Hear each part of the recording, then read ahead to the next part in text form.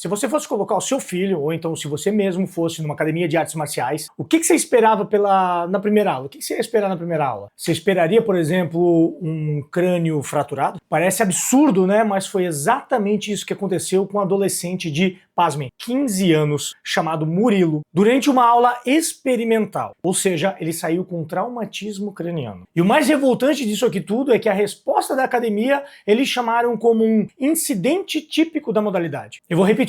Incidente típico da modalidade. E eu preciso falar sobre isso, porque isso não é um problema isolado do kickboxing, que é onde essa modalidade aconteceu. O ponto central desse problema aqui, na minha opinião, também está no jiu-jitsu. E como alguém que ama essa arte, que dedica a vida a ela, eu não vou fingir que essa porra não existe. Aí chegou na última luta, no último sparring, ele foi colocado para treinar com um homem de 35 anos, já experiente na modalidade. O cara acertou um chute nas costas dele, né? Ali acabou pedindo desculpas e tal, o Murilo aceitou, porque aquilo sim poderia ser algo que acontecesse, né?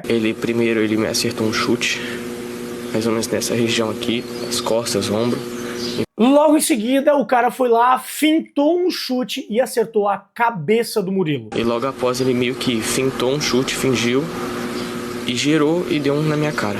A tia olhou o sobrinho naquela hora e, cara, viu que aquilo era muito grave. Levou ele para o hospital e os exames confirmaram afundamento de crânio, fratura no osso frontal, ou seja, um traumatismo craniano. O adolescente foi operado na hora e ficou internado na UTI. A resposta da academia depois disso, né, foi uma nota dizendo que, na referida data, um aluno participou de uma aula experimental que transcorreu normalmente, até que nos momentos finais ocorreu um incidente típico da modalidade, sendo a atividade interrompida imediatamente e toda a assistência necessária foi dada. Típico da modalidade, olha só. Estamos falando de um menor de idade numa aula experimental, sem experiência nenhuma na arte marcial, com um adulto de 35 anos, com experiência, e ele saiu com o crânio fraturado. E a academia chama isso de típico da modalidade. Pelos relatos e pelas reportagens que saíram sobre o assunto, não tinha nenhum professor da modalidade na hora, o que tinha era um estagiário